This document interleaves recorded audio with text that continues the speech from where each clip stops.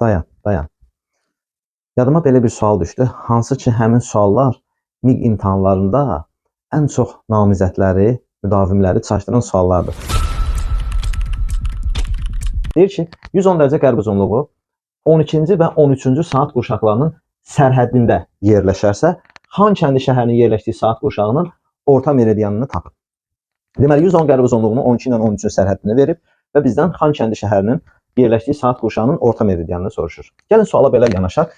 Belə bir formada saat qurşaqlarını versək, deməli, bu 0 Greenwich meridianı, bu 180 dərəcəlik meridian.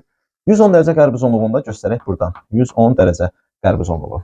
Deməli, burası 0-cı saat qurşağıdır. Amma 180 dərəcə ortasından 180 dərəcə meridian keçən neçənci saat qurşağıdır hələ bilmirik. Və bu 110 dərəcə qərb uzunluğu 12 ilə 13-ün sərhəddini təşkil edir. Yəni 12 bitir, 13 başlayır, ortadadır. Baxın, 110 dərəcə qərb uzunluğundan 180-ə qədər 70 dərəcəmiz var. Eyni zamanda 180-dən də 0-a qədər 180 dərəcə var. Deməli, 180 dərəcə burada, 70 dərəcə burada. Bu 250 dərəcə edir.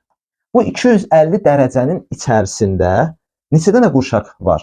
0-dan başlayır, 12 bitir, 13 başlayır. Yəni 12 tam 15 dənə qurşaq var. 12 ilə 13-ün tən ortası belə də tapa bilərik. 12 ilə 13-ü toplayıb ədədi ortasını tapa bilərik. Eləyər 13,5. Deməli, Greenwich meridianından bu 110 dərəcə qərb uzunluğuna qədər 12,5 dənə qurşaq var. Və bu 12,5 qurşaq neçə dərəcənin daxilindədir? 250 dərəcənin daxilindədir. İndi belə olan halda görək bir qurşağımız neçə dərəcəyə düşür? Bir qurşağımız da düşəcək x-a. Buradan x-i tapsaq 250-ni bölərik nəyə? 12,5-ə. O da eləyər 20 dərəcə. Deməli, bizim bir qurşağımız neçə dərəcədir? 20 dərəcədir. İndi, normalda bizim bir qurşağımız, normalda bizim bir qurşağımız neçə dərəcə olurdu? 15 dərəcə olurdu. Saat qurşaqlarının sayını tapanda biz 360-ı 15-ə bölüb 24 alırdıq və Greenwich-i 0 və ya 24-cü qurşaq təyin edirdik. İndi bizim bir qurşağımız 15 dərəcə yox, 20 dərəcədir. O halda biz nə etməliyik? 360-ı bölməliyik nəyə? 20-yə. Düşür 18. Deməli, 18, 20 dərəcəsə 18 qurşaq. Deməli, bizim normalda 24 dənə saat qurşağımız var idisə, indi şərtə görə neçə dənə qurşağımız olur? 18-dən. Və bura 0 və ya 18-ci qurşaq olur.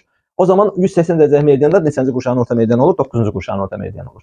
Normalda bir qurşağımız 15 dərəcə olanda, birinci 0-cı qurşağın orta meridianı 0, birinci qurşağın orta meridianı 15, 2, 30, 3, 45 bu şəkildə dəyişirdisə, indi bir qurşağımız 20 dərəcə olanda, bu olur 0-cı qurşağın orta meridianı, 0 dərəcə. O zaman birinci qurşağın orta meridianı olur 20 dərəcə, ikinci qurşağın orta meridianı olur 40 dərəcə, üçüncü qurşağın orta meridianı olur 60 dərəcə. Mənə bunlar kifayət. Xankəndi Azərbaycan şəhərdə, Azərbaycanda yerləşir 44 və 50 dərəcə şərq uzunluqlarının arasında. Buradan qeyd edək 44, bir də 50-ni qeyd etsək. İndi bizim, demək, bu hissədə Azərbaycan yerləşir. Bizim bu birinci qurşağımız oldu, bu ikinci qurşağımız. İkinci qurşağımız orta meridianı olur 40 dərəcə. O zaman bunun kənar meridianlarını tapsaq, bunu fərqli bir rənglə verək, qırmızı ilə verək ki, biraz fərqlənsin.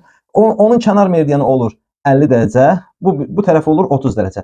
Deməli, ikinci saat qurşağı 30 dərəcə şərq uzunluğu ilə, deməli 40 dərəcə şərq uzunluğu orta meridianı, 30 şərqlə, deməli 50 şərq, bunun hansı meridianları olur? Kənar meridianları olur. Baxın, Azərbaycan ərazisi də bu ikinci qurşağın daxilində qaldığına görə bizdə nə soruşur? Xankəndi şəhərinin yerləşdiyi saat qurşağını. Xankəndi Azərbaycanın bir şəhəridir və Azərbaycan əsasən qərb bölgəsində yerləşir və bütövlükdə ölkəmiz də şərtə görə neçənci qurşaqda qalır? İkinci qurşaqda qalır. Deyir ki, həmin qurşağın orta meridianı, həmin qurşağın da orta meridianı olur 40 dərəcə şərq uzunluğu. Yəni, burada Xankəndi şəhərinin coğrafi uzunluğunu bilmək lazım deyil. Sadəcə ölkəmizin şərtə görə hansı saat qurşağının daxilində yerləşdiyini biləndən sonra həmin qurşağın da orta meridianını müəyyən edirik. Deməli, sualımızda olur doğru cavabımız A variantı. Diqqətinizə görə təşəkkür edirəm. Sağ olun.